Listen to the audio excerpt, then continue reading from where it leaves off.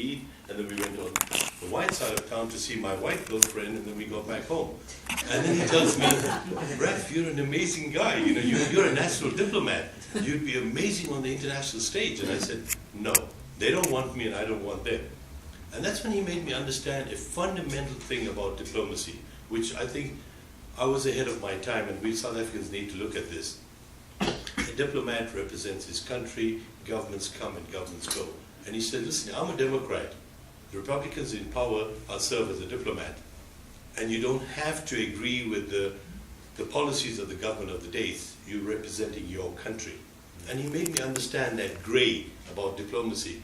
And that's when we wrote a CV, and we sent a CV through. They called me. They were not happy. I was not happy. It didn't work out. And then I went on to, I got married, and I went to Radio Lotus, and I worked in Radio Lotus for a while. And then they called me. I went back, and I said, by this time there was serious movement taking place politically. And I made it very clear from day one that I'm here to explain a process that has started, and I'm here to explain change. I'm not here to defend apartheid, because I've been a victim all my life, and you know, for me to defend apartheid, it would be nuts. And I came in on those terms. And from there, it was very difficult. I mean, coming in as the first person of color, an Indian in the union buildings with all these Afrikaners, and a rebel, I mean, to boot. I mean, all these Afrikaners came from the army, and you know, they were all regimented, and I came and I didn't know the rules and regulations, and I took on a system. But I got my first posting, I landed up in Beverly Hills. And the same guy, John, who told me I should be a diplomat, I made the first call to him. And I said, you know, by this time he was heading the divestment campaign at his university. We became the best of friends, and we're still best of friends. And that's how this whole thing started. And then the next thing, he just rolled on from there. Tell us a bit about diplomacy in those days. I mean, what the because you were not only the only Indian, or only person of colour in the whole of the Department of Foreign Affairs. You're the only Muslim religious history or background in the. I mean, it must have been extraordinary.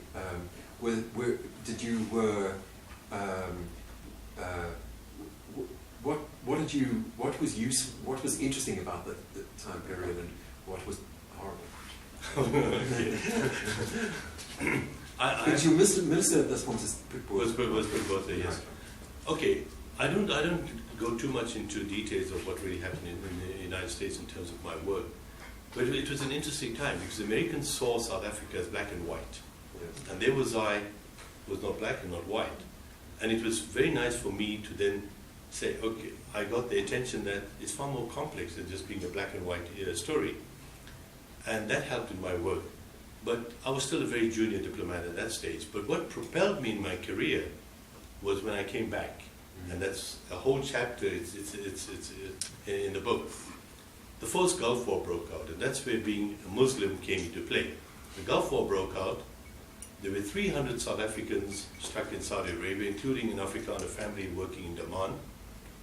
And South Africa and Saudi Arabia had no diplomatic relations. The airport in Jeddah was closed. We had never done an evacuation in the country's history. And Pugboza asked, you know, do we have a Muslim diplomat around? And I said, yeah, the guys just come back. You know, the guys just come back from Los Angeles. And there was I. And he says, I don't care what it costs, what it takes. They're all people, get them out. All the senior diplomats laughed. This is mission impossible. I mean, this kid wants to go, I was 30-something. This kid wants to do an evacuation in a country in the middle of a war, and we don't have any relations with this country. And I won't tell you the full story, you have to buy the book. I pulled it off, and I came back, and Book was very impressed with that, and the next thing, bang, I was, spokesperson for Foreign Affairs, and that's when I met Tim. Maybe you can tell us a bit about cricket too, because cricket it seems to have played a big role in the. You both started in the bubble with cricket. Tell us a bit about what cricket is. I think my role in the struggle was on the sports front. When it came to cricket, I mean, I played cricket I started with my school, and then I moved into a club, and I played for Natal in the 19A and the Natal B, but the Indian Natal. not the white Natal. And I mean, I believe that there were people like us who had the talent to represent the country, but the apartheid laws blocked us. And then came a time when we had multinational sports. And I have a cute little story there. When the first time I, as an Indian, bowled to a white person in Pinetown, at Zingery Park, to Tick Smith, who at the time was South African opening batsman, wicketkeeper. And I still remember the moment. I came running up to bowl. I was a fast bowler, and I bowled him the first ball and he hit me for a 4. And the captain runs up to me and he says, what you bowling? And I said, I've never bowled on grass before, but I smoked the stuff. And because we were not allowed, we didn't have grass wickets. We had matting wickets and we played on sand. And the whites played on grass wickets. That was the difference, but we adapted pretty fast. But then, fast forward, what had happened was you had this farce of multinational cricket being played, but all the other apartheid laws were still in place, especially the liquor laws, for example. So suddenly, the Wanderers cricket ground, where something happened to me that changed my life. Suddenly, I could go to the Wanderers cricket ground and I could sit wherever I wanted to sit. But at one of the breaks, I was with a friend of mine, and we wanted to get some drinks, and we couldn't buy drinks because the law was against that. And that's where I met somebody, and I got involved in a relationship with a white South African, and then the story goes in a different direction. But years later, interestingly, some things never change. The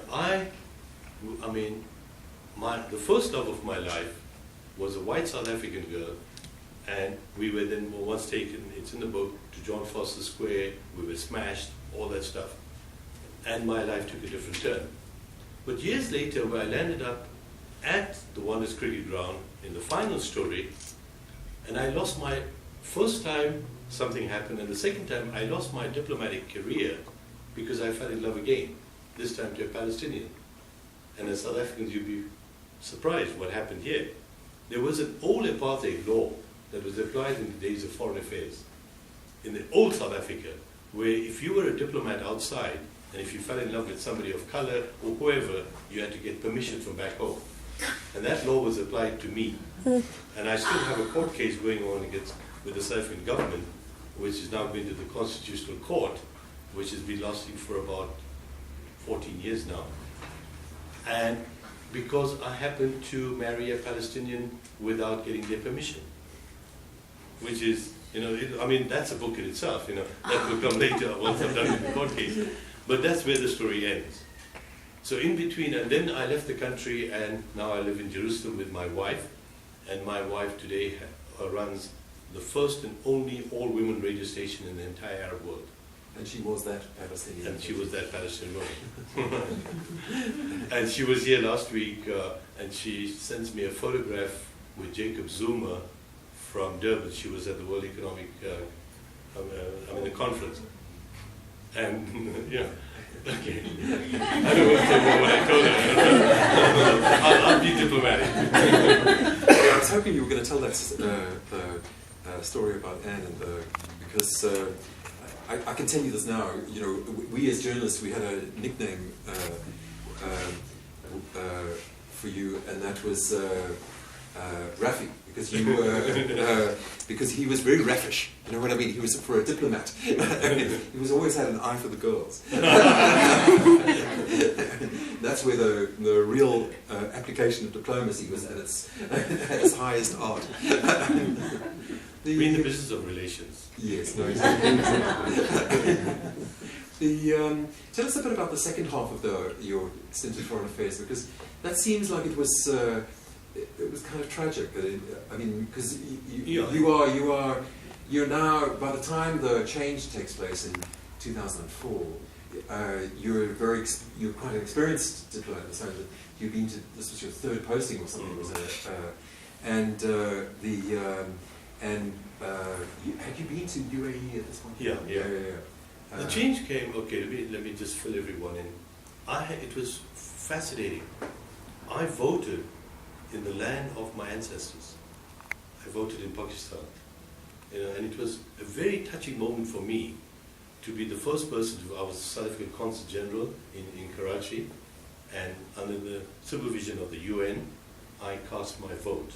And I had tears running from all over my face. It was such an emotional moment. And I was so excited about the way the country was going.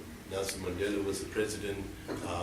He decided, we'll have a government of national unity. And then from Pakistan, I went on to Saudi Arabia. I opened the 2 offices there. And then I was posted as ambassador to Abu Dhabi. And then I have a beautiful story with Nelson Mandela and how Nelson Mandela made me stop smoking. Right? And it's a lovely story. If you're smoking, you should read the story. and then I was very excited, and then I came back home, and the first thing I did was the Non-Aligned Movement Conference. I was the media person there. And I was excited because Aziz Bad got me there. With all my media experience, I was the media coordinator for this thing. But after the conference was over, it was all downhill. What happened I believe that people like me with institutional knowledge and experience, we could play a role in foreign affairs in South Africa. But what started happening was cadre deployment. Cadres started coming into foreign affairs with no experience, no knowledge, simply because they were ANC cadres. And people like me were just disregarded. And it became very frustrating. And then I write about some of the things that happened in foreign affairs. You had a guy like Jackie Salebi who came along, and he wanted to Africanize diplomacy. All the rules should go out, and he did some strange things. Then you got Sipo Putiana came, and they wanted to do some other thing, and it just became terrible. And I was not getting promoted, and people were just coming all over me, totally incompetent. And then I got this posting to Palestine. And I think I got it simply because nobody wanted to go there. And I said, okay, this is my chance. And then I went there, but the people that I was reporting to were cadres who had absolutely no idea what was even happening in that part of the world. And then the accusation was that I had fallen in love with somebody without their permission. And that's when all the things happened. And in the end, I just quit foreign affairs, went to court, and I left the country. I wanted to ask a little bit about the style of the, because there's a very kind of,